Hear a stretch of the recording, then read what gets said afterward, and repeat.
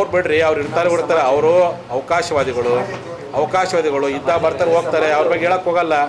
ನಮಗೇನೋ ನಮ್ಮ ಹೋರಾಟ ಸಮಿತಿ ಅಧ್ಯಕ್ಷ ಇದ್ದಾರೆ, ಅವರು ಯಾವುದೇ ಪಕ್ಷಗಳ ಚಟುವಟಿಕೆ ಮಾಡಿಲ್ಲ, ವಿನಾಕಾರಣ ಅವ್ರು ಉಚ್ಚಾಟನೆ ಮಾಡಿದ್ದು ನಮ್ಮ ಮನಸ್ಸಿಗೆ ನೋವಾಗೈತಿ. ಅದನ್ನು ಮಾಡಿದವರು ಕುತಂತ್ರ ಮೂಲಕ ಮಾಡಿದ್ದಾರೆ. ಆ ಕುತಂತ್ರ ಮಾಡೋ ವ್ಯಕ್ತಿಗಳು ಯಾರಿದ್ದಾರೆ ಅಂತ ನಮ್ಮ ಜನಕ್ಕೆ ಗೊತ್ತೈತಿ.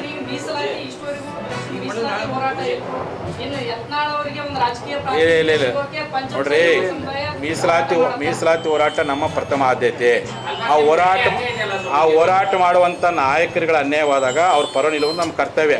ಅದು ಯಾರೇ ಆಗಿರಲಿ, ಅದು ಬಸವ ಪಾಟೀಲ್ ಯತ್ನಾಳ್ ಆಗಿರಲಿ, ನಾಳೆ ಅರವಿಂದ್ ಬೆಲ್ಲದಾಗಿರಲಿ, ಹಿರಣ್ಣ ಆಗಿರಲಿ, CCP ಯಾರೇ ಆಗಿರಲಿ, ನಮ್ಮ ಪರವಾಗಿ ಪ್ರಾಮಾಣಿಕವಾಗಿ ಪಕ್ಷದ ಅಂಗನ ತೂರಿ ಹೋರಾಟ ಮಾಡುವ ವ್ಯಕ್ತಿಗಳು ಯಾರೇ ಆಗಲಿ, ಅವ್ರಿಗೆ ಅನ್ಯಾಯವಾದಾಗ ಅವ್ರ ಪರವಾಗಿ ಮೊದಲೇ ನಿಂತ್ಕೊಂಡು ಈಗ ನಿಂತ್ಕೊಂಡು ಬಂದರು.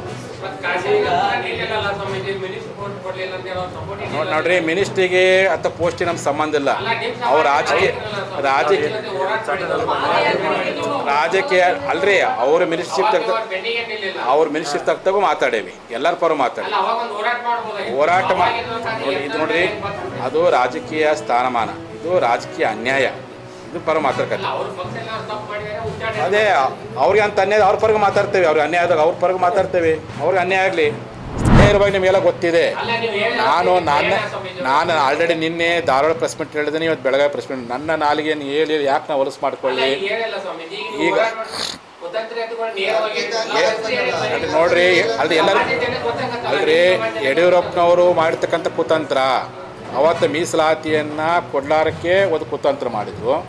ಇವತ್ತು ಬಸವನಗೌಡ ಪಾಟೀಲ್ ಯತ್ನಾಳ್ ಜನಪ್ರಿಯತೆ, ಎಲ್ಲಿ ಅವರು ರಾಜ್ಯದ ಮುಖ್ಯಮಂತ್ರಿ ಆಗ್ತಾರೋ, ಎಲ್ಲಿ ಅವರು ರಾಜ್ಯಾಧ್ಯಕ್ಷರಾಗ್ತಾರೋ, ಈ ಒಂದು ಹೊಟ್ಟೆ ಕಿಚ್ಚು ಕಾರಣಕ್ಕೋಸ್ಕರವೇ ಇವತ್ತು ಕುತಂತ್ರ ಮಾಡಿದಿರುವಂಥ ಅನುಮಾನ ನಾನು ಹೇಳ್ತೇನೆ, ಇಡೀ ರಾಜ್ಯ ಜನತೆ ಹೇಳ್ತೇನೆ, ಇಡೀ ಸೋಷಿಯಲ್ ಮೀಡಿಯಾ ಹೇಳ್ತಾ ಇದೆ. ಆ ಕಾರಣಕ್ಕೋಸ್ಕರವಾಗಿ ಅವತ್ತು ಮೀಸಲಾತಿಗೆ ವಿರೋಧ ಮಾಡುವಂಥ ಮನಸ್ಸುಗಳೇ ಇವತ್ತು ಬಸವನಗೌಡ ಪಾಟೀಲ್ ಯತ್ನಾಳ್ ಕುತಂತ್ರ ಮೂಲಕವಾಗಿ ಉಚ್ಚಾಟನೆ ಮಾಡೋ ಪ್ರಯತ್ನ ಮಾಡಿದ್ದಾರೆ.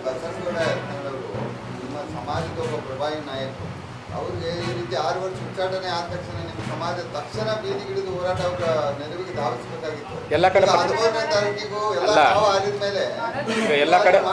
ಎಲ್ಲ ಕಡೆ ನಮ್ಮ ಸಮಾಜದವರು ಪ್ರತಿಭಟನೆ ಮಾಡಕತ್ತಾರೆ. ಈಗಾಗಲೇ ಗೋಕಾಕ್ ತಾಲೂಕಿನ ಫಸ್ಟ್ ಬಳುಗೋಳ ಹಳ್ಳಿಯವರು ಅವ್ರು ಇವತ್ತು ಅಲ್ಲೇ ಪ್ರತಿಕೂಲ ದಾನ ಮಾಡೋ ಪ್ರತಿಭಟನೆ ಮಾಡಿದ್ದಾರೆ.